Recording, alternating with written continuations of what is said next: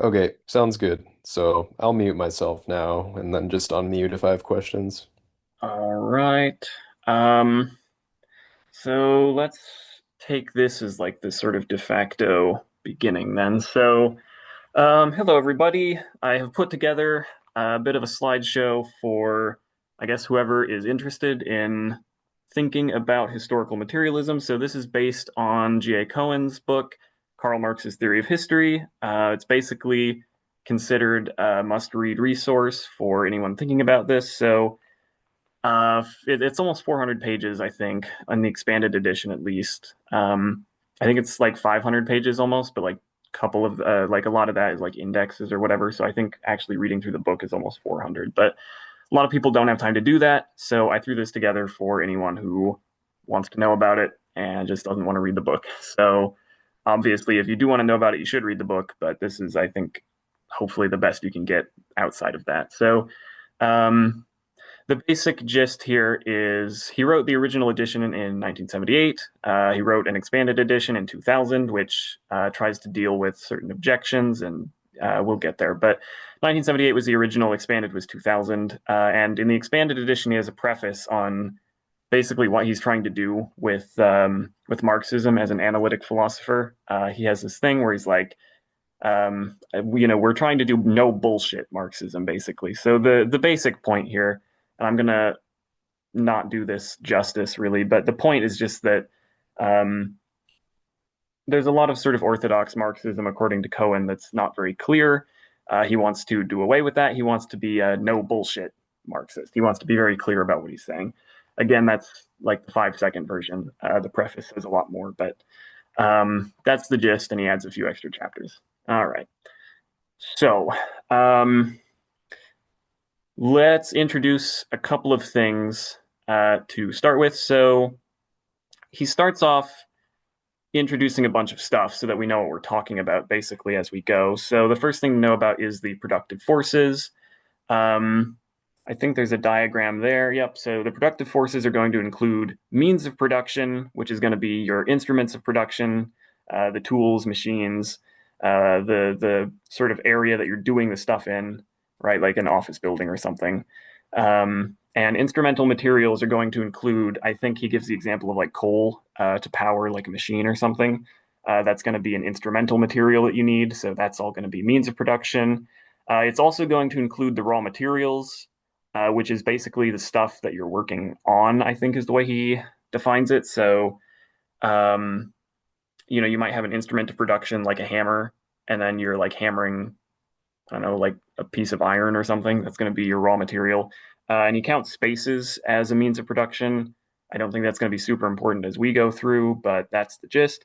And the other part of the productive forces is just labor power. So people's capacity to, you know, do stuff, basically, right? Your capacity to labor, your capacity to do things. Means of production uh, plus labor power equals productive forces. So that's the gist there. And the point is that those tend to develop throughout history.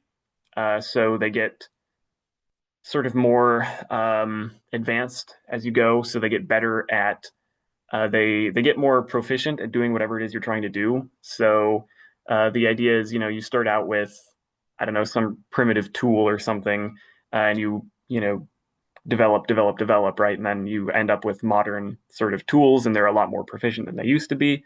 That's a really rough sort of version of what we're trying to get at here. That's the development thesis. Um, so the second thing is to understand production relations.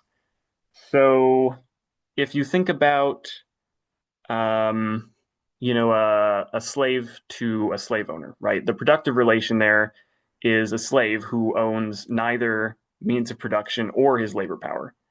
Those are both owned by the slave owner, right? That's one, relation of production. A different one would be, say, a capitalist who owns means of production, um, but he doesn't own slaves, right? So then you have proletarians who own no means of production most of the time, or at least not enough to, sufficiently have an income for themselves to like survive, right?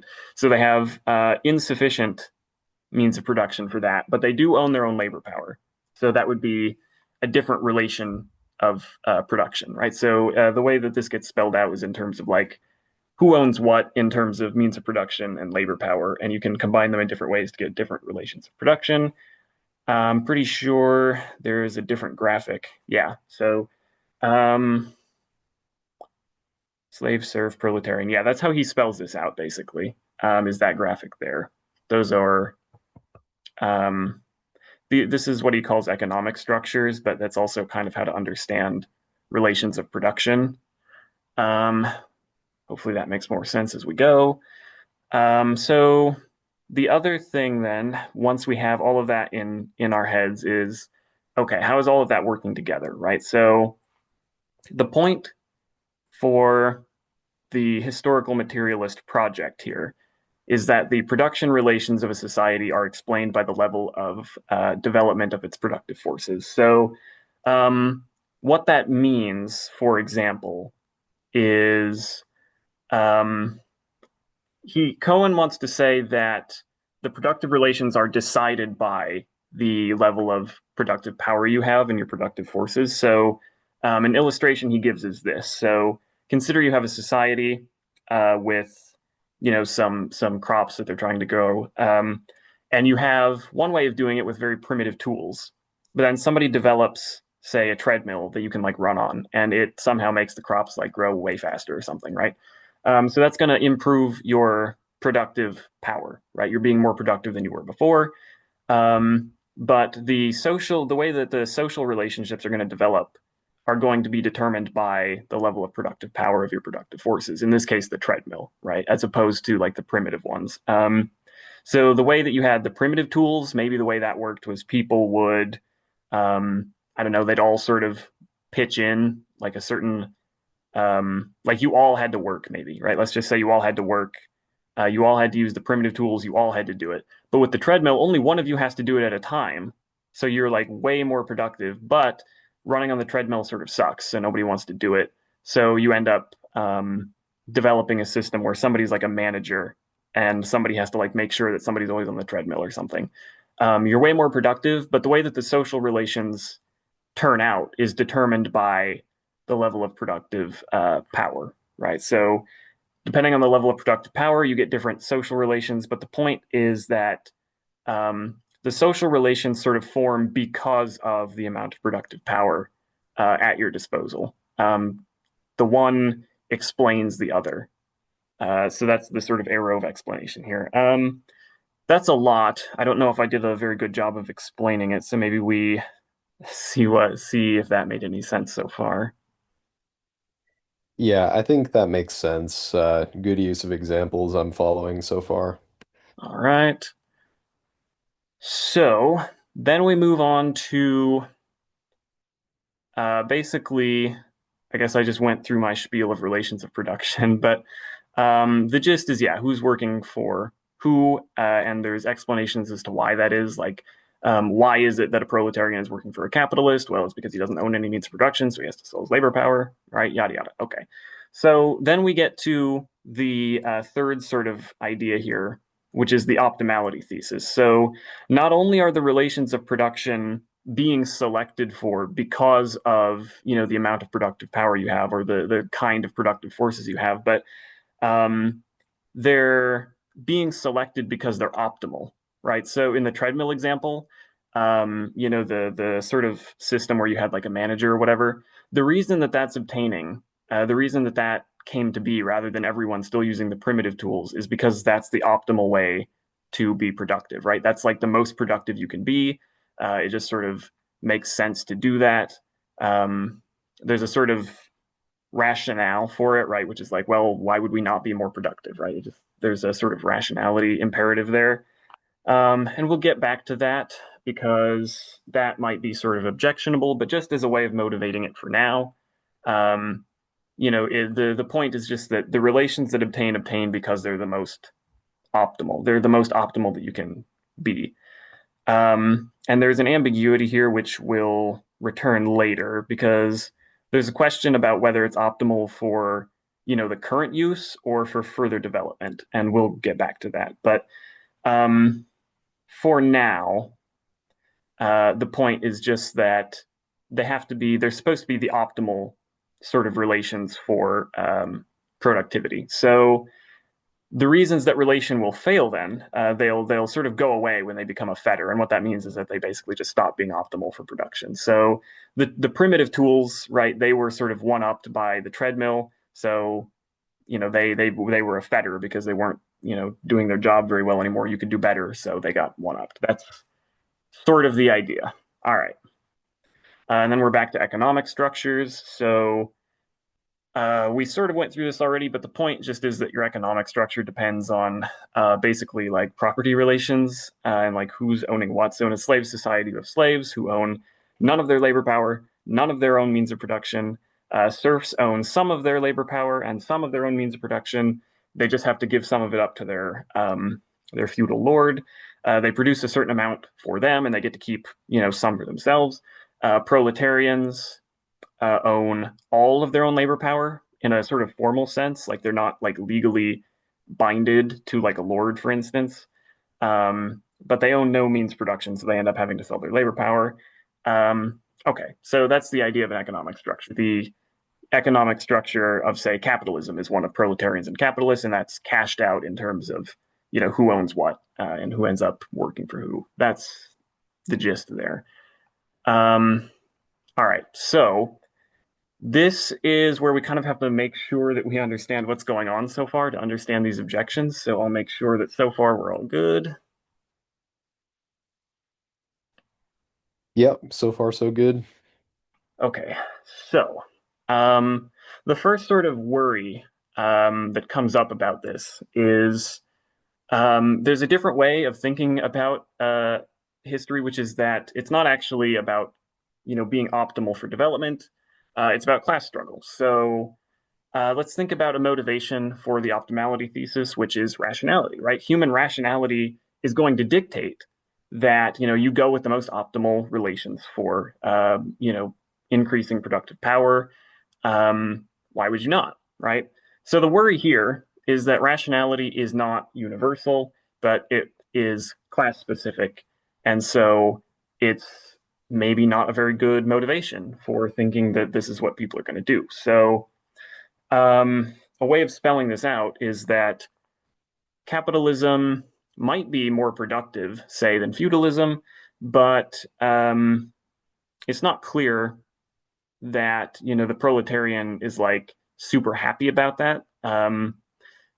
So maybe it would be better in terms of like comparing it to socialism, because I'm pretty sure feudal serfs weren't that happy either. But the point here is just going to be that it makes sense from the point of view of productivity to be like a capitalist in a capitalist mode of production as opposed to a feudalist one.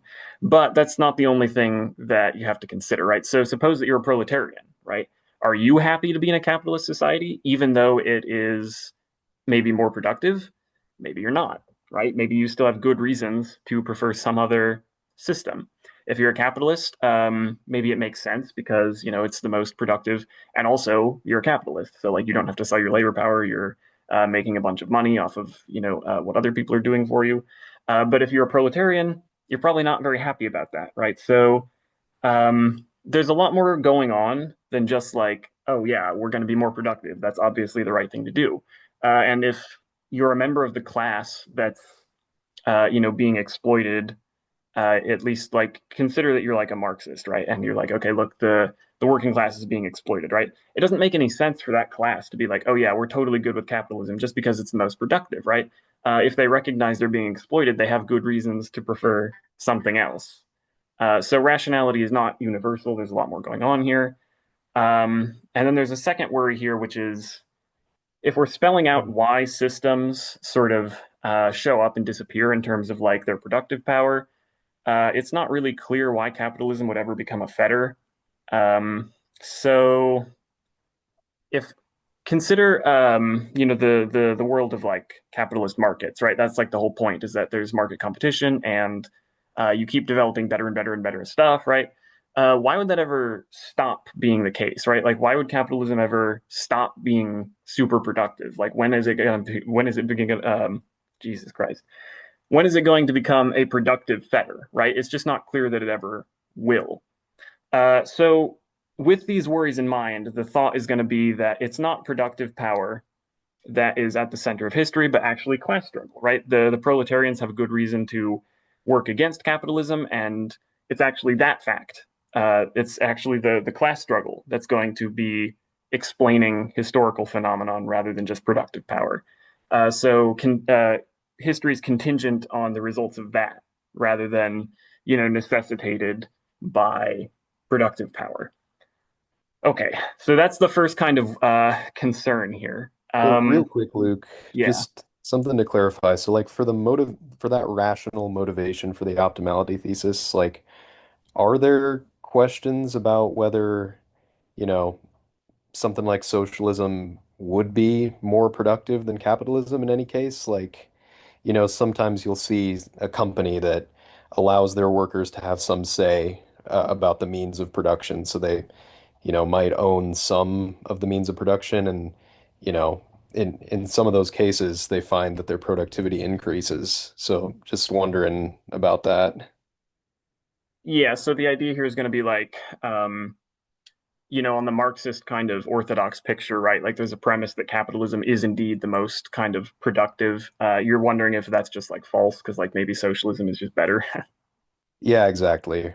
Or right? Yeah. maybe at a certain point it becomes better. Yeah. So if that's true, um, I think that that does serious damage to this theory. I think it basically just falsifies it. Yes, I think like what you have to say, um, if you're trying to defend this kind of theory, is like, yeah, capitalism is actually more productive, right? I think you just have to like insist on that. I don't really know what to say about that personally because there's not like a ton of empirical data. Like the research that like there's an unlearning economics video on like the effects of co-ops, and they have like limited research on like certain sectors, and it works just fine. So in the event that socialism does just as good as, or in the event that it does better than capitalism, I think the theory is in serious trouble. I think to defend this kind of theory, you basically have to insist on capitalism being more productive. Is that true? I don't know, right? I don't know. But yeah, I think that to the extent that like socialism is just more productive, then yeah, this series, you're in trouble if you're trying to defend this kind of theory. Okay, thanks. All right. Um, so the second kind of concern here is thinking about like in stages of history, like why is it that certain modes of production are more productive than others? So, when you think about feudalism, it's supposed to be the most productive for whatever stage of, productive development that those societies had. And that explains why it obtained. But it's not super clear why that would be. So if you think about like the dynamics of capitalism, right? The point is like supposed to be market competition, sort of forces innovation. There's that kind of incentive structure of like, if you don't innovate and always push forward, you're gonna lose on the market. That's the whole point. Um, and it's not really obvious why that would ever be like outperformed at any stage of history by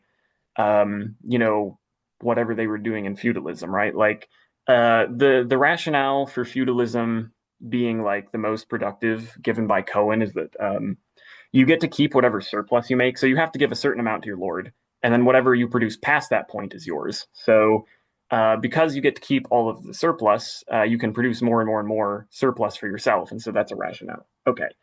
Um, but I don't know. I mean, is that going to outperform some like other I don't know, like market feudalism, right? Like if you had, markets where, the people who produced the least amount of surplus or something got like penalized, right? So you had like a more kind of binding incentive structure than the one that actually existed. Um, I don't know. It's just not clear, or at least it's not immediately clear, why the incentive structure of feudalism would ever outperform some better one, even if it's like what makes the feudalist, structure the most productive for that stage of history? I'm not really sure, right? To me, that's not super obvious. So that's a concern. The third concern is a feminist critique. So when you think about what makes something like if you allow everyone to get involved in society, right? That's going to be a lot more productive than, say, not letting half of your society because they're women get involved, right? So if you're trying to increase, the productivity and like scientific advancement, right? Only letting the men do that seems like it's going to hamper you, right? It seems like keeping half of your society from doing half the stuff is actually going to be super detrimental to building up your productive power. That seems like a very bad idea. So there's two options here. One is that you can insist that somehow actually keeping women out of helping out is going to somehow be helpful for development. That seems hopeless. Your other option is to say maybe that historical materialism only applies to explaining men's positions in society and how that affects development. But I mean, then you're losing a ton of explanatory power because you're only explaining half of the role of society. So that seems no good. So this seems like a pretty serious problem, right? If we're thinking about the most productive societies, the ones that are going to let everyone get involved, they're going to be way more productive than those that exclude women. So why did we get these societies that excluded women for so long? That seems like a big problem. So there is a response, I think, that you can give on behalf of the historical materialist here, which is that maybe this only applies to like maximalist versions of the theory. So consider a theory that says the societies that are going to obtain are the ones that like, as a matter of like logical possibility, the most productive ones will obtain. So like think of all of the logically possible kind of ways that you could organize society. The one that is like the most productive, logically speaking, like out of that list of every possible thing, that's the one that will obtain.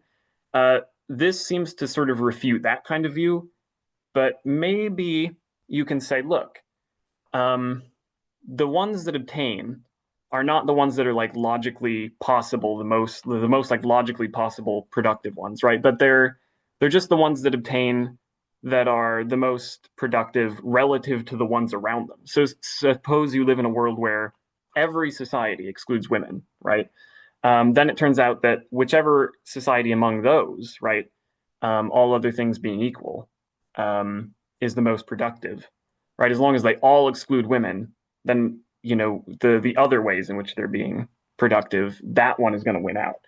So it's not like a maximalist version where it's like, yeah, the most like logically possible, the best one, like logically speaking, is going to win out. It's just that like the one that is the most productive relative to the ones around it is the one that's going to win out. Maybe you can say that. I'm not really sure how the dialectic would go at that point, but that is some thoughts about that objection. Um, Um, Luke, um, could, a historical materialist claim that like women in their traditional role, the homemaker, the childbearer, are the sort of maintenance and support for the labor power in society? Like, the men are the labor power and they need support kind of in their home life in order to maintain productivity. And then, the women also produce the next generation of labor power. so that's going to be option one, right? Option one was to try and explain how actually keeping women barred out from all of this stuff, minus say like homemaking or whatever, is going to be actually, at the final analysis, sort of helpful for development, right? So that's an explanation on behalf of option one, and I just sort of glossed over it. I said it seems hopeless. So when we think about the specific explanation you just offered, I still think it's pretty much hopeless. Because consider the way that society is like right now, right? Where like women are, um, you know, more or less allowed to do like a lot of stuff, right? I mean, they're like allowed to be scientists now, and they're helping out, and like they're not, you know, just stuck at home doing nothing, right? It's still the case, right, that we still have like perfectly capable, like men who are like taking care of themselves or whatever, right? Like it just turns out that like no, we don't need women in these housekeeping roles. Like men can do just fine, right? And like they are, right? today, even though women are still in this position where they are allowed to like do a lot more stuff, right? So I think that the explanation just like fails empirically, basically. That would be what I would say Right. anyway. Right. And then I suppose further it could fail socially. Like, do we really want to be boxing people into these roles when they probably don't want to be in them? That would be the next refutation. Yeah, I think from the armchair, if you wanted to sort of do that, yeah. Okay, thank you. Yep. Okay, so there's different ways of cashing out. How is it? There's a question about how is it that the most productive societies are actually going to obtain? Because it's one thing to say that they will, right? I mean, I can just say the most productive societies will obtain. It's another thing to try and explain it. So, one explanation was a kind of rationality explanation, which got called into question, right? The idea was, well, we're rational and we're just going to go with the things that are the most productive. Why would we not? And it turns out, well, maybe there's some good reasons because there's a lot of other things going on other than just, being productive that matter. Okay, so here's an attempt at a different explanation for how this obtains.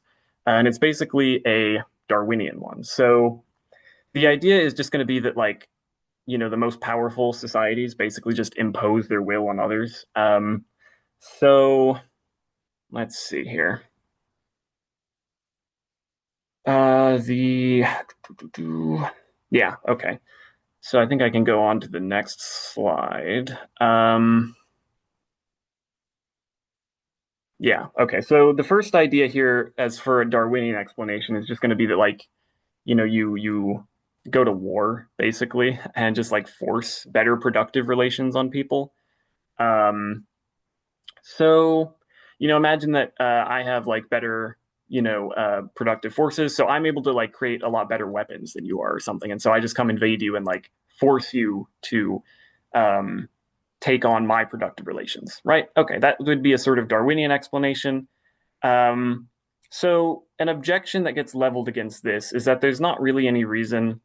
Um, oh, I see that there's a typo there. That's supposed to say there's no reason to think better production means you can just like, transmit your production relations. So an empire will still probably beat like a smaller region, even though the empire might have like way worse productions of relation, right? Sorry, productive forces, just because like they're way bigger. They just have like they're just going to brute force their way in.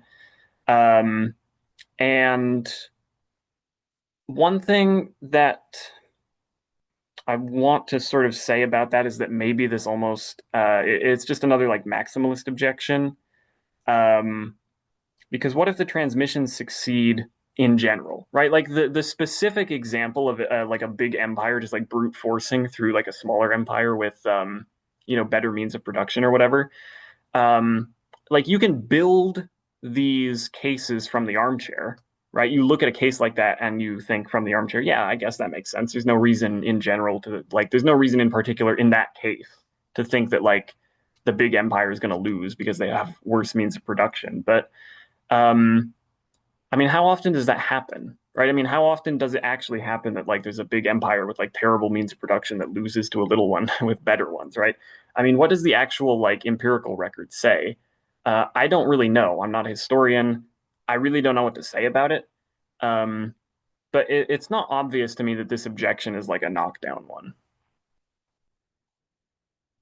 Um, okay, so the other option then is like um, even if, right, let's just grant that, yeah, look, if like in general, the better means of production are going to like win in the event of war. And so that's going to try and like you win and then you transmit your relations of production, right? Um, why would you expect it to actually transmit is the question. Like you can grant that, okay, look, we have better productive forces, we're going to go conquer people, but it's like a secondary question whether or not that would actually transmit the production relations. So, suppose that I conquer you, right? Like I win in war and you like surrender. Okay. And that's explained by the fact that I have better productive forces. Okay. Uh, but then I have to go to the very like difficult process of actually forcing you to obtain like my the way that like my empire had my productive relations set up. And that's going to take like a lot of time, a lot of effort. it's not clear that even if you win in war, you're going to like transmit your productive relations. So that's a sort of secondary concern. I think it's mostly just an empirical thing. I don't know what to say about this either. From the armchair, I really don't know what to say about it. But those are two sort of worries about like the okay, we're going to go conquer you kind of explanations. The second kind of objection, or the second way to explain this and an objection to it, is mimicry. So imagine that you don't have to conquer me, right? Imagine that I just find out that, like, whoa, your system of production is super cool. You're producing things left and right. You're being super productive, and I'm just like, okay, yeah, that's awesome. I'm going to go do that. Um, there's a kind of mimicry explanation here, right? So the problem or the objection that's going to get leveled here is suppose you're like a monarch, right? And you see that the capitalist is producing things way faster than you as like a feudal lord are able to do that, right? Why that doesn't mean that you're going to give up your very privileged position as like a monarch or whatever, or like a lord, right? Uh, to get capitalism running in your society. What motivation would you have to do that? Because you would be losing out on your privileged position, right? So in general, it seems like maybe there's a lack of motivation for people to mimic. So there is from the armchair. I don't know if I mentioned it. I did not. Okay. So from the armchair, that seems maybe sort of plausible, but again, I think that these are empirical questions, and this one I do have something to say about it. So consider the Soviet Union and command economies in general. So those got set up, and eventually they collapsed, right? So you have like the Soviet bloc, and they had their command economies, and the kind of normal story is that they collapsed. The command economy just wasn't sustainable, and it collapsed. And most of the countries in those former kind of command economies, most of those countries adopted market reforms. They adopted capitalism after that. So maybe there is a kind of mimicry explanation here that actually works, right? Like there's just not like a workable alternative, and so you're forced to mimic. As a matter of empirical record, uh, I think that's something you can say. I think that actually maybe this is not such a great objection. Um, so yeah, I don't know. Food for thought on that objection. How are we doing so far? Yeah, I'm following. This is good. All right. Now we get to the expanded edition. So this was Cohen, I guess, continuing to think about this as he went and then trying to deal with objections, basically. So he has a couple extra chapters, which I will do my best to explain. There was one chapter that was sort of confusing. I forget which one it was, but I'll do my best here. So, the ambiguity that we mentioned before between use and development. So, if you think about the treadmill example from before, um, it sort of seems like that example is best for using the productive forces that you have, but it's not clear why it would develop them any further in the future. And so that's a kind of ambiguity in what we mean between, like what are we talking about when we're talking about optimality, right? Are we talking about being optimal for use or for further development? And so Cohen comes up with this idea of a net fetter. So the idea is that on balance, capitalism is going to be worse than socialism because when you consider the trade-off between development and use, socialism is going to be better. And so the way to think about this, I think, is capitalism might develop the productive forces faster because of like just brutal market conditions forcing you to innovate, right? So the development of the productive forces might be better under capitalism, but the way they're being used is not great, right? Everyone sort of like, well, plausibly, lots of people at least sort of don't like their jobs. They would prefer a system where they have more like democratic say in their workplaces. Capitalism is depriving lots of people of necessary resources, right? There's like homeless people. People don't have like affordable healthcare, so on, right? So the way that the resources are being used is sort of extremely wasteful, even if developmentally it's sort of crushing it, right? So the idea is that the idea of the net fetter then is like on balance, right? Even if you lose a little bit of productivity, like advancement, the development part, right? Even if you're losing a little bit of that under socialism, it turns out that because the resources you have are being used so much better, capitalism turns out to be the net fetter. And the reason that there's two constraints too that Cohen wants to put on this. So he wants historical materialism provides an explanation for expecting revolution. Like it's a revolutionary theory to the extent that like it calls for revolution when you know modes of production become fetters. So what he wants to say here is, look, if I'm right about the net fetter thing, and socialism is like sort of in general on balance going to be better, right? Then that's going people as soon as they realize that, right? That's going to increase the probability that they revolt. So it meets his sort of revolutionary constraint. And Real he quick, wants, Luke. yeah, By better, you mean more productive, right? better in terms of not being a net fetter. So it's like you can take a hit a little bit to like developmental optimality, but like remember the resources are being used so much more like people's like welfare or whatever is so much better, right? The resources are being used so much more like effectively that like capitalism turns out to be a net fetter, Okay, and define fetter one more time, please.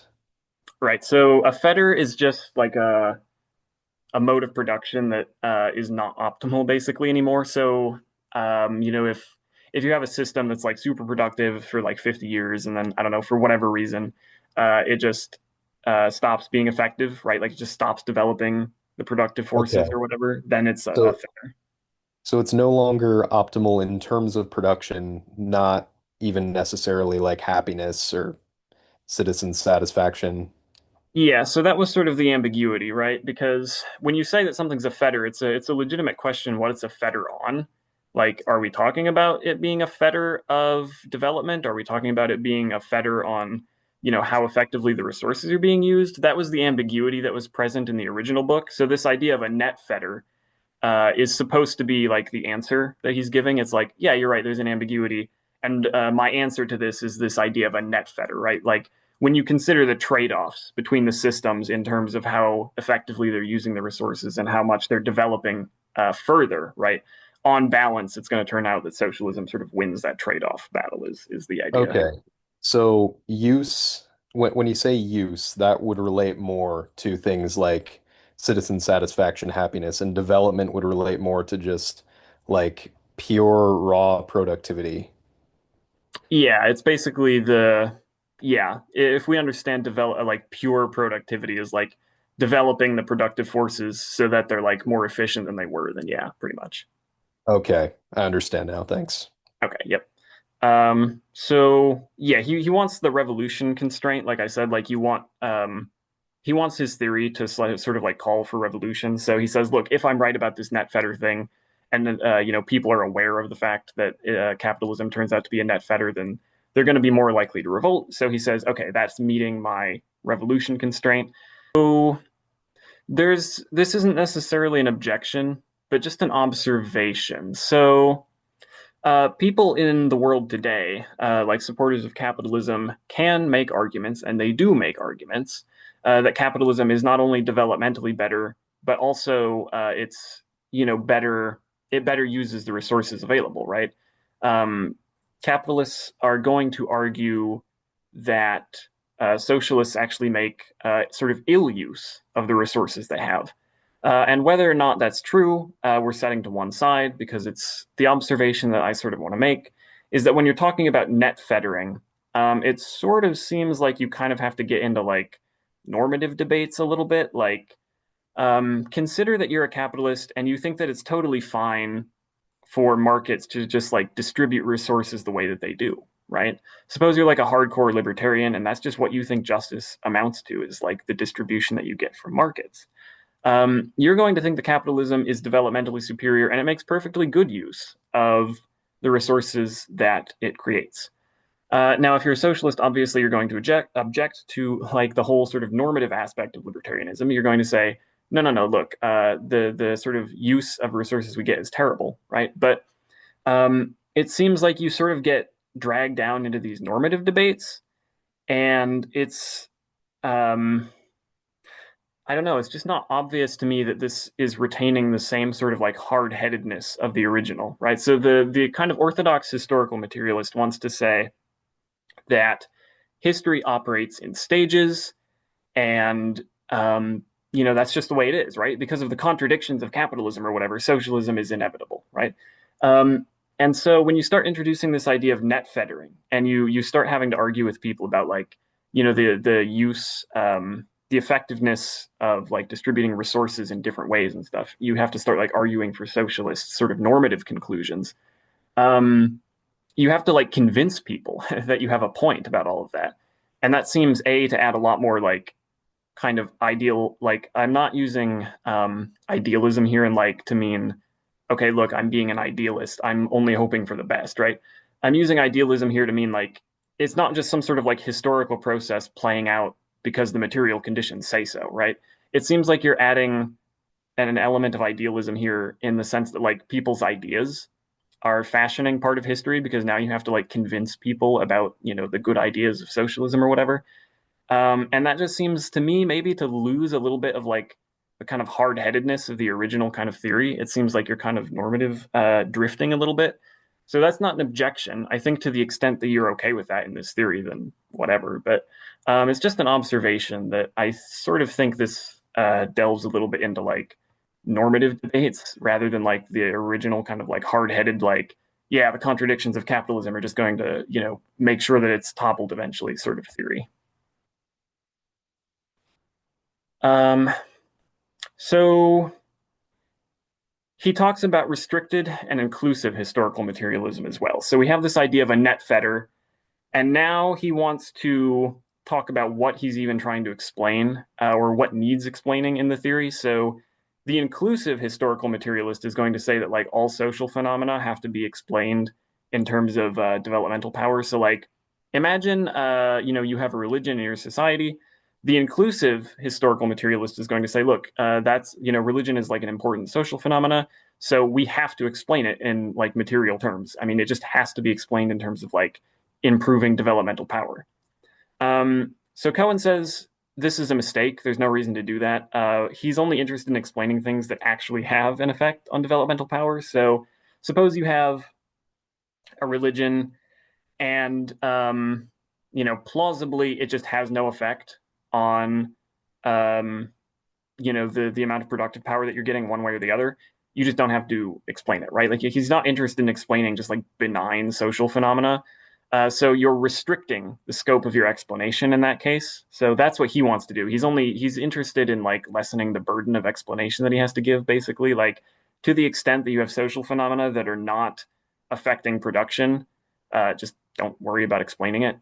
He thinks that being inclusive in this sense is like basically just a mistake. You're just trying to explain things that you don't have to explain. So that's the idea. Um, it's a little bit complicated, I think, how to actually assess that, because it's not clear to me, at least, how you would ever like confirm whether or not, like, suppose you have, a religion, and the religion is being sort of ultimately used to, prop up a certain economic structure, right? So let's say that like Marxists sometimes will give explanations of like the rise of like Protestantism, right, and the Protestant work ethic in terms of like getting people to work harder, right, which obviously like sort of plausibly promotes development. Okay, how are we ever going to be in a position to like confirm whether or not religion is there like specifically for that purpose, or like whether it's just kind of doing that by coincidence? Because the arrow of explanation here, if you're like trying to defend, what Cohen wants to defend, is to say that, certain religious things are obtaining specifically because they are, improving like productive capacity or whatever.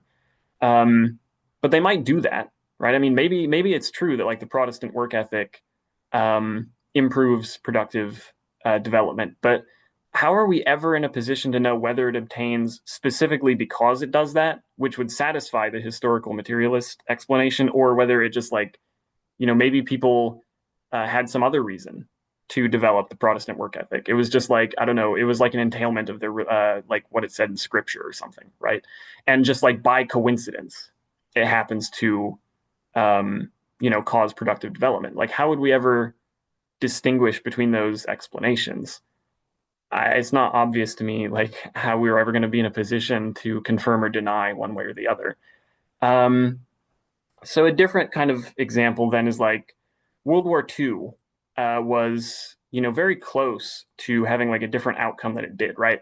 The fascist sort of end of World War II was not that far away from winning. And, at least plausibly, um, World War II was not so much a war of like productive development, but it was just like people having, ideas of like conquering the world and creating like an Aryan race or whatever. That seems like sort of ideological.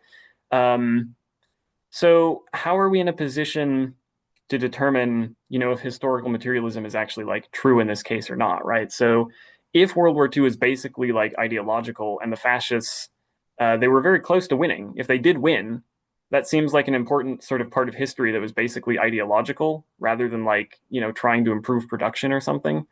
Um, it's just not obvious, like, again, how we actually falsify or like determine that historical materialism is true in this case. I don't know. It just seems like there's lots of sort of epistemic like gaps here that I'm just not sure how to fill if you're like a historical materialist, or really if you're anyone. Like, regardless of what your theory is, I just don't know how you're supposed to fill these gaps. Um, how is all of that? We're basically at the end. I think there's like one more slide, but how is all of that? Yeah, I think this all makes sense so far. So, Um, okay, so the basically the final slide then is there's a kind of pragmatic concern about all of this, which is like, does it matter? So think about a pragmatist kind of test in philosophy. Like think about you know mereology maybe, or like the study of like parts and wholes, right? So like when you combine two things, right? Are they always a new object? Are they sometimes a new object? Are they never a new object? Like if you is a table like a collection of atoms arranged table wise, or like what's going on there, right? It plausibly a pragmatist philosopher is going to say, look, I don't care, it doesn't matter, it has zero impact on like my actual life, so it just doesn't matter. I like my philosophical energy is just better spent elsewhere. Um, so it's an open question maybe whether historical materialism passes a kind of pragmatist test. Like, does it have any effect on people's day to day lives? So if you're like a super orthodox Marxist and you think like the contradictions of capitalism are just like inevitably going to collapse the system, it seems like no matter what you bother doing, thinking about historical materialism doesn't really matter, right? Like history has a sort of inevitable end point. Not really much point in doing much of anything, really. Like thinking through historical materialism, why bother, right? Doesn't really seem like it's going to pass the pragmatist test. So for Cohen, the point with net fettering is that like if you can convince people that capitalism is a net fetter, you increase the chances of revolution. So maybe it's not sort of historically necessary, right?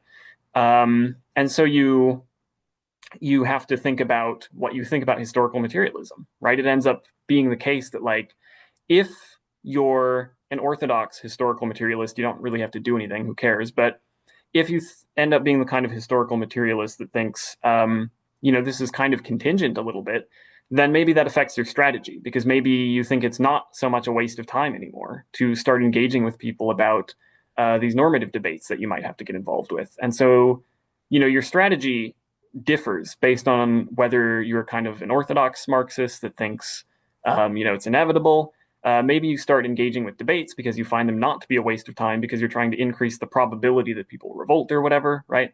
If you think it's like contingent. So maybe it passes a pragmatist test. I'm not really sure what else to say about it at that point. I think it's maybe an open question whether or not it really does, but yeah, it was just something I was thinking about. So does it matter? I'm not sure. So then the final slide is just to say that nothing here is like decisive. Some of this was just expository, which was just telling you like how some of this gets spelled out in Cohen's book. How well a job I did of that, I'm not really sure. Like I said at the beginning, you should just read the book if you're interested in this. I'm just trying to do my best to give people tools, but um, to the extent that I was offering objections or criticisms or whatever, or even sometimes defending the theory, right? To the extent that I was doing that, nothing I say here is like decisive, right? You shouldn't take this as the final word. To the extent that you think the points being made here are basically good, then you can defend them. To the extent that you think they're basically bad, you should give reasons for thinking they're bad and push back on it, etc. Right? But nothing here is like the final word on the subject. This is just supposed to be a kind of useful tool for people who are interested. So hopefully it was useful. Um, this is the first time that I'm doing anything like this. So anyone with feedback, that would be great. What you liked, what you didn't like, what I can do better, all of that. So that's pretty much the presentation.